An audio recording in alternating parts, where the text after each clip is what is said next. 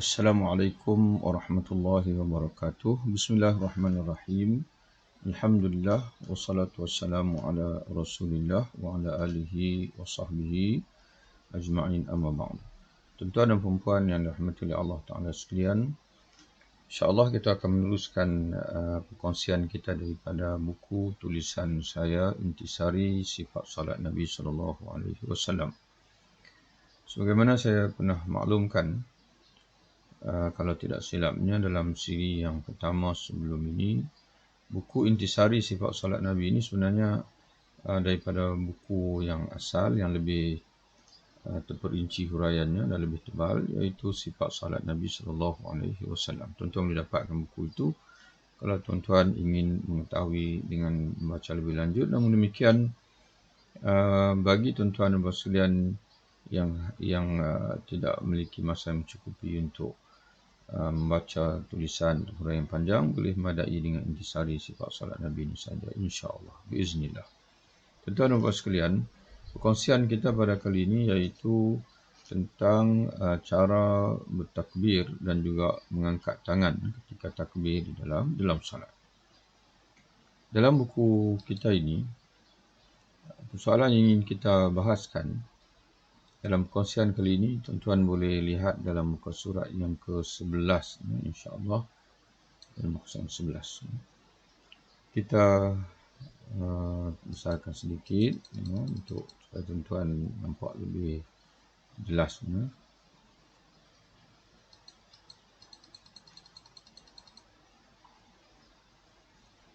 Dalam buku kita ini dinyatakan, apabila telah siap berdiri dan bersedia dengan niat salat, ucapkanlah takbir sambil mengangkat kedua tangan. Ucapkanlah takbir sambil mengangkat kedua tangan.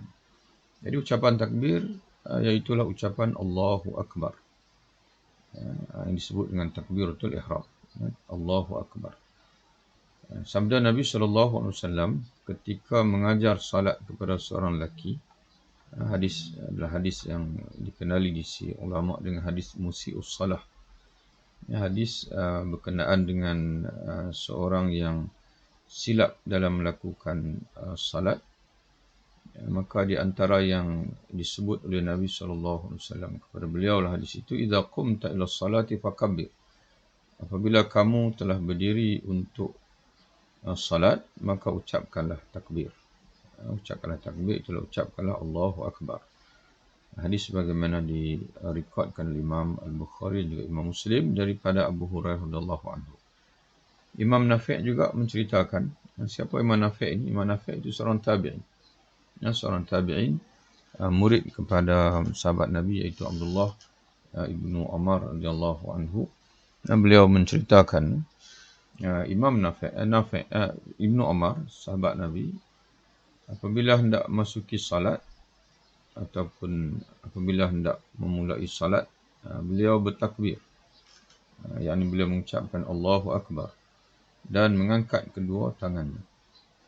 Kaifiat mengangkat kedua tangan insya-Allah kita akan ceritakan sebentar lagi, insya-Allah. Memasuki salat dengan takbir adalah rukun salat. Tidak sah salat tanpanya. Oleh kerana rukun, maka tuan-tuan dan puan sekalian mesti menyebutkan dengan betul, dengan betul makhrajnya, dengan betul barisnya. Mesti melafazkan Allahu Akbar. Allahu Akbar. Jangan tuan-tuan dan puan sekalian menambah apa-apa huruf, sebagai contohnya Allahu Akbar, ataupun Allahu Akbar. Sebutkan Allahu Akbar. Allahu Akbar. Allahu Akbar. Kerana rukun mesti dibaca dengan betul makhraj dan sebagainya. Kerana apabila kita baca tidak betul, akan menyebabkan lafaz kita itu tidak menepati yang ditetapkan oleh syarak, jadi boleh membawa kepada terbatalnya takbir kita dan sekaligus membatalkan salat kita. Takbir di permulaan salat ini dinamakan dengan takbiratul ihram. Nabi SAW bersabda, miftahus salat at-tuhur, wa tahrimuha at-takbir wa tahliluha at-taslim. Dan pembuka salat kata Nabi adalah bersuci, iaitu at-taharah, bersuci daripada hadas dan juga bersuci daripada najis. Tahrimnya adalah ucapan takbir. Itu dinamakan dengan takbir ihram itu. Kerana Nabi sendiri pun menyebutkan dalam hadis tahrimuha. Kenapa dinamakan takbir di awal salat itu dengan takbir ihram ataupun dengan tahrim? Kerana dengan melafazkan takbir tersebut bermulalah pengharaman segala ucapan, segala perbuatan yang selain daripada yang disyariatkan oleh Allah untuk kita menyempurnakan salat. Diharamkan makan, diharamkan bersembang dan sebagainya.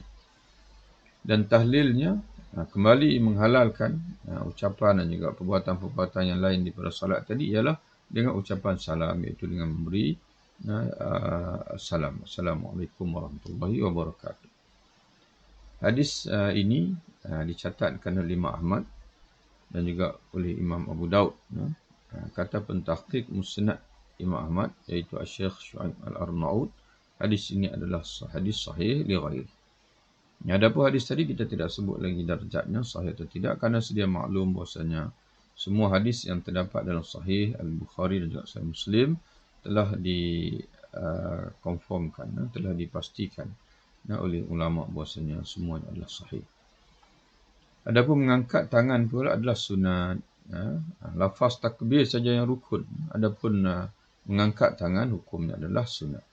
Selain ketika takbir permulaan ataupun takbiratul ihram tadi, disunatkan juga mengangkat tangan ketika berikut, iaitu ketika hendak rukuk, ketika hendak bangun daripada rukuk, iaitu untuk menuju kepada rukun berikutnya, iaitu i'tidal, dan ketika bangkit daripada rakaat kedua untuk masuki rakaat yang ketiga juga disunatkan untuk kita mengangkat tangan.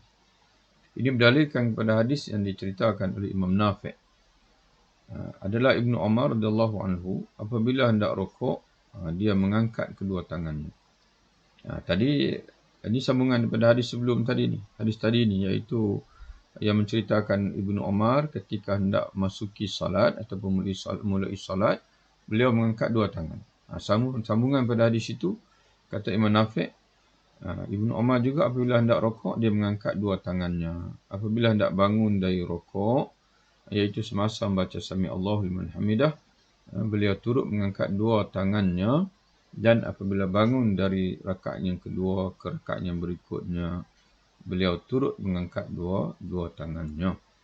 Ibnu Umar menegaskan bahawa Nabi SAW melakukan sedemikian. Hadis sebagaimana dalam sahih Al-Bukhari. Cara mengangkat tangan. Bagaimana cara mengangkat tangan? Adapun mengangkat kedua tangan ada dua cara, ada dua kaifiat. Kaifiat yang pertama, mengangkat setentang dengan cuping telinga. Mengangkat setentang dengan cuping telinga. Ini berdalilkan hadis dari Malik bin Al-Huwairith radhiyallahu anhu, seorang sahabat Nabi yang menceritakan Rasulullah SAW apabila baginda bertakbir, baginda mengangkat dua tangannya hingga setentang dengan dua telinganya. Dan apabila hendak rukuk, baginda mengangkat dua tangan hingga setentang dengan dua telinganya. Apabila mengangkat kepala dari rukuk, baginda membaca Sami Allahu liman hamidah dengan melakukan yang seumpama, iaitu mengangkat tangan setentang dengan dua telinganya. Dalam satu riwayat yang lain, yang baginda mengangkat kedua tangannya sentan dengan cabang-cabang dua telinganya. Hadis ini, lafaz ini lebih jelas dalam menceritakan kaifiat mengangkat tangan, iaitu sentan dengan cabang-cabang dua telinga. Jadi para ulama kita menjelaskan bahawa kaifiatnya iaitu ibu jari sentan dengan telinga sebelah bawah, dan ujung-ujung jari yang lain sentan dengan telinga sebelah atas. Jadi beginilah. Tak perlu kita menempelkan tangan kita ke telinga, kerana dalam hadis hanya menyebutkan setentang saja, tidak menempel. Hadis sebagaimana sahih Muslim. Itu kaifiat yang pertama. Dalam buku saya ini saya turut menyertakan gambar untuk rujukan tuan-tuan sekalian. Kaifiat yang kedua iaitu mengangkat setentang dengan dua bahu. Setentang dengan dua bahu. Ini berdalilkan hadis Abdullah bin Umar radhiyallahu anhu yang menceritakan Rasulullah sallallahu alaihi wasallam mengangkat tangan setentang dua bahunya ketika baginda membuka salatnya, yakni mulai salatnya. Ketika beliau bertakbir untuk rukuk, pun sama juga baginda mengangkat tangan setentang dengan dua bahu.